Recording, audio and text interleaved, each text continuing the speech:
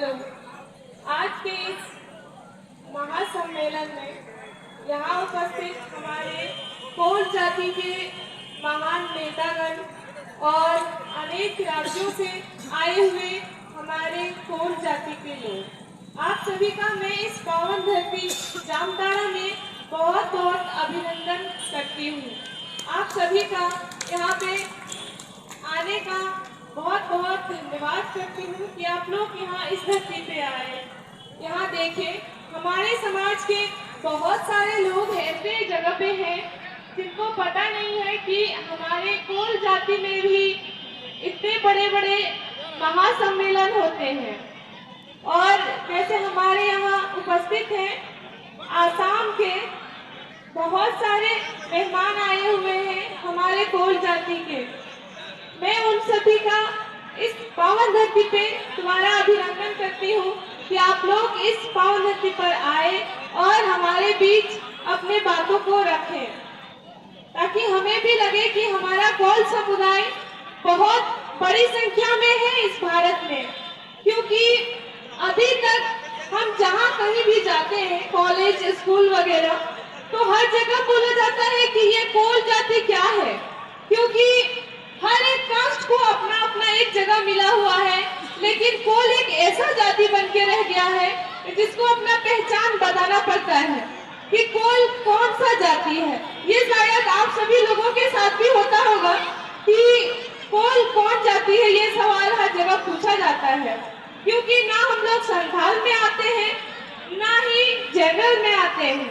तो इस जाति को, इस कोल समुदाय को इतना ऊपर लेके जाना है कि ताकि लोगों को ये पूछना ना पड़े कि कोल समुदाय के लोग कौन हैं, क्या हैं और कहां से आते हैं। सबसे पहली बात कि हमारे कोल समाज के युवा और जितनी भी किशोर किशोरियां, मतलब जितनी भी लड़कियां हैं, आप सभी से मेरा विनती, मेरा आग्रह रहेगा कि हमेशा आगे बढ़ने का प्रयास करें, हमेशा अपने लक्ष्य को पाने का प्रयास करें, हर जगह तत्पर खड़े रहें, क्योंकि जब तक आप अपने जिद पे ना रहे तब तक आपको कामयाबी नहीं मिलेगी। और अगर आप कामयाबी चाहते हैं हर क्षेत्र में, तो अपने समाज से आगे बढ़ के, लड़ के हर चीज को हासिल करना पड़ेगा, ताकि अपने समाज को, अपने कोल जाति को एक नया जगह, नया सफर और नया सपना दे सके। क्योंकि आज हम इस जामताड़ा के पावन धरती पर अगर बैठे हैं तो हमारे यहाँ उपस्थित, हमारे मंच पे मंचासीन हमारे बड़े बड़े कोल समाज के नेता लोगों की वजह से है। क्योंकि ये अगर पहल नहीं करते तो शायद हम इस जगह पे इतने सारे लोग एक साथ उपस्थित नहीं होते। यही है हमारे आगे रास्ता दिखाने वाले, क्योंकि इन लोगों ने बहुत कुछ ऐसा देखा है, बहुत कुछ ऐसा किया है, जिनकी वजह से आज हमें कुछ तो लोग पहचानते ही हैं। और ये पहचान हमें युवा वर्ग को आगे बढ़ाना है, ताकि इन लोगों के नक्शे कदम पे हम एक नई पहचान बना सके, एक नई बुनियाद ला सके इस कोल जाति के लिए। एक कोल जाति को एक ब्राह्मण या ब्राह्मणों से नीचा ना दिखाया जाए। हमेशा कहा जाता है कोल सबसे नीची जाति है, क्योंकि ये आदिवासी अनुसूचित जनजाति में आती है। लेकिन दुर्भाग्य की बात है कि हमारे झारखंड के अतिरिक्त बस कुछ ही राज्यों में कोल जाति को आदिवासी अनुसूचित जनजाति का दर्जा मिला है, और दूसरे राज्य में कोल जाति को अभी तक अनुसूचित जनजाति का दर्जा नहीं मिला है। तो इस दर्जे को पाने के लिए हमें हमेशा लड़ाई करना पड़ेगा, क्योंकि जब तक हम लड़ेंगे नहीं तब तक कुछ मिलेगा नहीं।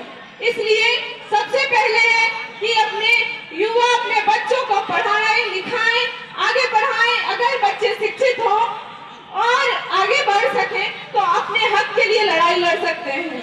जब तक अपने हक के लिए लड़ाई नहीं लड़ेंगे तो आपके सामने कोई ला के नहीं रख देगा कि ये आपके जाति का फरमान है, आप इस जगह पे हैं, आपको ये मिल रहा है, आपके लिए ये आरक्षण है।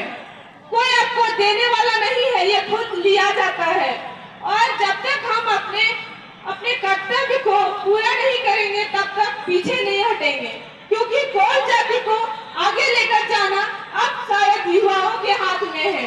हमारे बाबा, हमारे चाचा, हमारे बड़े पापा, हमारे सभी बड़े बुजुर्ग हमारे भाई, हमारी बहन बहुत बहुत इस क्षेत्र में बहुत कुछ किए हैं ऐसा, जिनका मैं आभार व्यक्त करती हूँ कि इन लोगों ने हमें इतना कुछ अच्छा बताया है, सिखाया है कि अपने समाज को हमेशा ऊपर रखना है और इस नाम को, इस जाति को हमेशा आगे बढ़ा के रखना है। अगर हम कोल जाति के लोग पीछे झुक गए तो समझो सारे दूसरे जेंडर जाति के लोग हमें और दबे और कुचले समझेंगे।